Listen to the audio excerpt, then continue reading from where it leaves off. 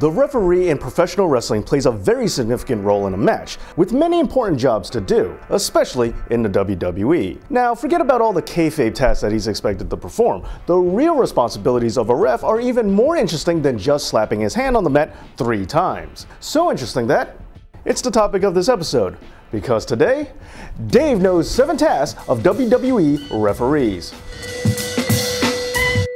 Before we begin, allow me to specify that I'll be discussing WWE refs in particular. The reason being is that sometimes WWE has its own unique way of doing things. One such example, WWE refs wear earpieces with a direct line to management on the other end, not something that is done in all promotions. And so while some of these roles that I'm about to mention are universal, there will also be some that are more WWE specific. But okay, with that out the way, let's just go ahead and get started.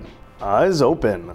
Now, while a ref's kayfabe job is to determine when a match ends, in reality, he gets to make this call with the help of several cues. Sure, sometimes the referee is clued into the finish before it ever happens. However, a lot of times now, the refs are completely in the dark, or sometimes the finish of the match changes as the match itself is actually happening. Either way, one of the signals used to tip the referee off just so happens to aid in one of my biggest pet peeves: staring at the ref during a pin. When a wrestler's being pinned, if they're going to kick out, they simply just leave their eyes open, letting the ref know that there is still more match to go. But if they're staying down for the count, they keep their eyes completely closed. Now, unfortunately, this lends itself to wrestlers staring directly at the ref, watching their hands so they can make a dramatic kick out at the last possible millisecond. And yes, this cue does not excuse this behavior, as it is possible to keep your eyes open, but yet not gawk at the referee's hand. However, this just opens up the temptation to do so, and the two tendencies do seem to go hand in hand with each other. But as to why this is such an issue, it's because while the ref needs to see if the wrestler's eyes are open,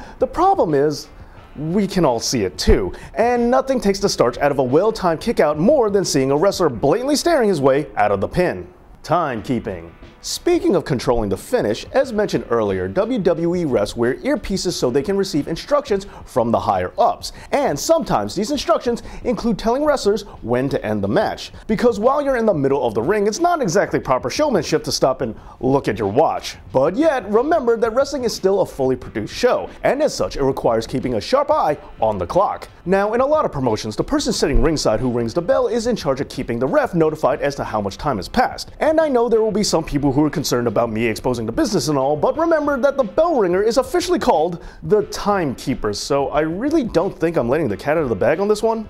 Anyway, back to WWE. With refs having their ear plugged into the backstage area, and even though there is still a timekeeper's area with the person stationed at it, it's much easier if the ref can just be told straight away what needs to happen next. And in the event that a match does need to end early to help write a show that's running long, or just in general, a ref gets fed information through his earpiece and can tell the wrestlers that it's time to go home. But remember, they can't exactly make it obvious, so they usually work out a series of signals to let the wrestlers know that it's time to wrap things up. Now, this could just be a set of verbal cues in the form of code words or anything really. One common practice is that when a referee is down checking on a wrestler, he quickly grabs them by the hand and gives them a little squeeze. But that leads me to hand squeeze. Hand squeezing is actually a really great signal because it can be done discreetly without any verbal cues and without the audience really noticing. And while it may be a good way for a ref to tell a wrestler to work towards the finish, it does have a better known use, albeit the other way around. Because in this wonderful world of wrestling that we have, it's all about making things look more painful than they actually are. And when a wrestler is doing their job right, they are selling an injury so well that no one knows if it's real or not, even the referees. So in order to convey whether or not a wrestler is really hurt after they do something dangerous and really painful looking, the referee goes over to check on them. While this is happening, the ref will put his hand in the wrestler's hand, allowing him to give a quick squeeze, signaling that everything is indeed okay. Which then allows the wrestler to howl in pain and scream at the top of his lungs that he isn't okay to his heart's content, without the referee thinking that anything's actually wrong. And all this is due to a little hand squeeze. The X symbol. However, if something did unfortunately go wrong, what to do then? Now, this has become fairly common knowledge amongst hardcore fans, which has led to it turning into something else, but we'll get to that in a minute. First, for those of you who are uninitiated, a ref crossing his arms into an X is a way to signal to production and management that a wrestler has suffered a legitimate injury. However, once us diligent fans started catching on to this, it was only a matter of time before WWE started using this knowledge against us. Nowadays, WWE refs will sometimes throw up an X as part of a storyline, using it to sell an one angle to even the most discriminating of smarks. And with the X still sometimes used for its original purpose, as well as being used to throw fans off the scent, it serves as a really good way to keep even the most eagle-eyed viewer on his toes and not knowing what's what. Housekeeping. Alright, so this entry might not be the most fun, but it is something I want to point out. And this is especially true for extreme matches with lots and lots of foreign objects. Because after all of the weapons and junk that get brought into the ring just for a single spot are done being used, they don't just disappear like they do in the video games. Even when something like a table gets broken through, all of those little shards and bits are still in the middle of an area designated specifically for wrestling, and it can get in the way as well as being a real safety hazard in and of itself. So while the audience's focus is elsewhere, a lot of times it's the ref's job to kick debris out of the ring as well as hand off other assorted stuff that has no business on the mat after its purpose has been served. Taking the blade. Continuing with foreign objects, this is something of a golden oldie that's not quite as common as it used to be. I'm talking about blading. Now, blading is an almost masochistic art unto itself, but it's only possible if you actually have a blade to begin with. And when it comes to how you conceal that blade, there are many different ways to do so. Some wrestlers will break off little pieces of razor blade and hide it under the tape they wear around their fingers or wrists. Some have even taken to hiding blades in their mouths, although